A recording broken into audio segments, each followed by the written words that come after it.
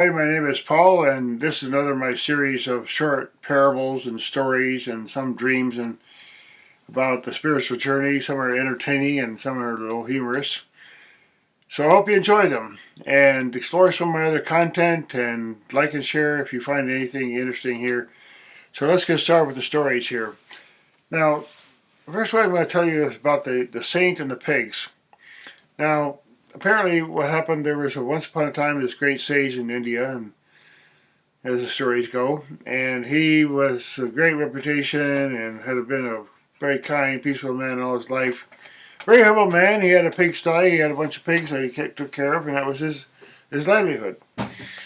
So one day it was time for him to go to his home in heaven, and God said, "Oh well, I want him back here, and he's a great soul, and it's time for him to come. He's getting kind of old." So he sent two angels down to the sky and said, "Okay, God sent us here, and it's time for you to go home." So the sage says, "Look, who's going to take care of my pigs? I got some pigs here. I'm not going anywhere without my pigs." So the angels start thinking, well, geez, this got a little weird, but they went over and start talking to the pigs and say, "Hey, pigs, your master's been a great sage in all life, and God wants to take him home, and he just refused to go without his pigs." So the pigs say, "Well, okay, well, tell me a little bit about what heaven's up there, tell me a little bit about it." So the angel said, "Well, it's really beautiful there. It's all clean and nice, and there's nice clean water, and very peaceful there, and everything's lush and everything."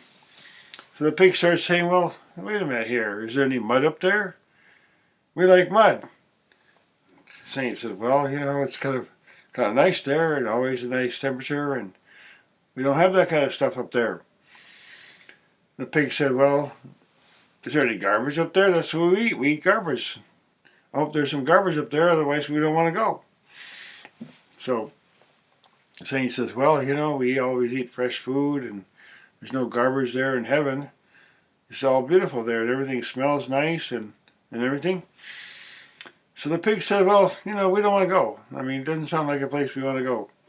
So they went back to the saint. They said, like, I guess the pigs don't want to go, so I guess you better be living a little longer here." So they went back to heaven, complained, and said, "Well, the pigs don't want to come to heaven, so we couldn't get this guy." So I guess it's a little parable about values or whatever. um, a little funny one here. This should be take a couple of minutes here, maybe at the most. So this is a story about Adam. Adam gets created, and God comes to him and says, "Hey, Adam, I I created you, give you this beautiful body, and I give you a couple of really beautiful things that I got to tell you about. One is your brain. I gave you a brain, and you can make all kinds of nice decisions and do things and go places. And a wonderful brain, you can figure out answers to many problems with your brain." And Adam said, "Oh man, God, thank you so much. That sounds like a fantastic tool. I'll be sure to use it and take full advantage of it." And God says, "Well, I gave you one other thing, Adam, and what is that, God?" And God says, "Well, I gave you a sex organ, and with a sex organ you can procreate and make you have families and everything, and always a source of entertainment.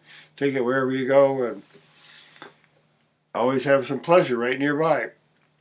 So Adam says, "Oh God, thank you so much. That sounds really great. I have like pleasure, and I can reproduce, and I can have a brain."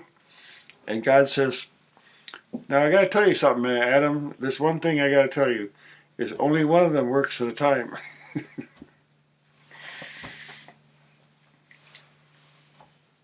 So a little story about a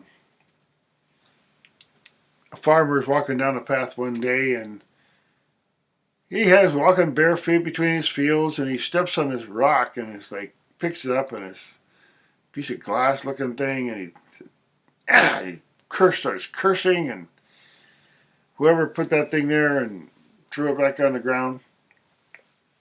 Along comes a little bit later a jeweler, And he noticed this thing sitting there, and he goes, well, wait a minute here. I got to take a closer look at it. He pulls out his little thing, and he starts looking at it and says, hey, this is a diamond. So it's all a matter of perception. The farmer thought, well, this is just an annoying thing. It hurt my foot. I was walking along.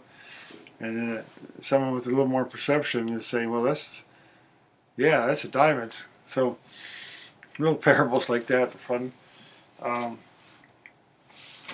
Another little story about a yogi and his disciple who came to listen for some teaching, and he just said, okay, I'll tell you what, I'll be speaking to you and I'll teach you and everything, but one thing is you just absolutely remain silent. You cannot talk at all.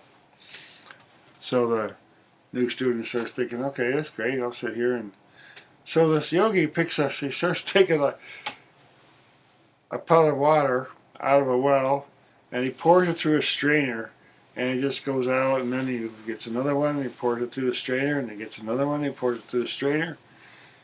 And this guy is sitting there watching this so-called wise man. He's taking water out of this bigger pot and pouring it through a strainer. And he starts thinking, he just could not hold himself back. He says, what are you doing? You're just pouring that water. It goes right through the strainer. You're wasting that water.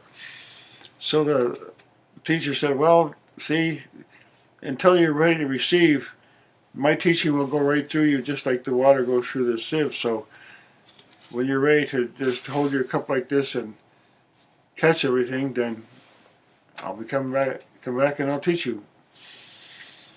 So, see if I got any more here.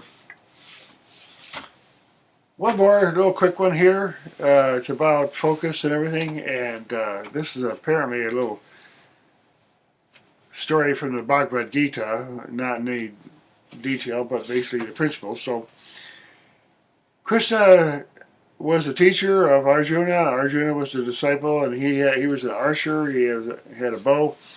So Krishna tells him to aim up in this tree, and says, Krishna, tell me what you see when you aim your bow. And Arjuna picks up the bow and aims up at the top of the tree, and he says, oh, I see the top of a tree, I see some other birds there, and I see this one big bird, a very large bird that is sitting at the very top of the tree.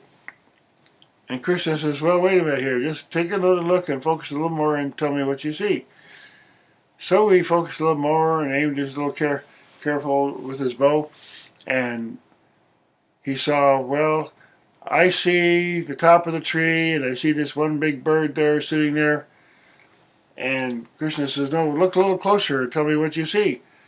And it went on, and he said, well, I see the bird's head. I see just the bird's head.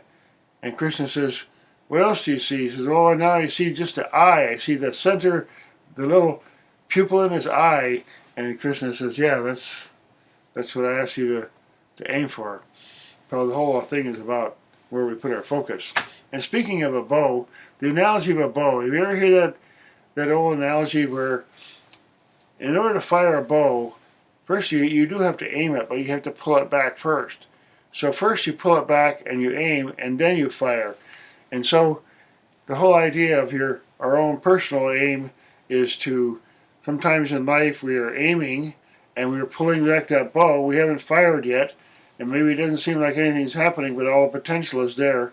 So we pull back the bow and then take our aim, and then the final thing is we let go and we aim for our target. So basically there's little principles that I've heard over the years, little stories from teachers and inspired people that I thought I'd share with you. So thanks again for listening. I hope you like and share and subscribe maybe, and please tell me your comments, and I'd love to hear stories from people who watch these videos. Thanks a lot.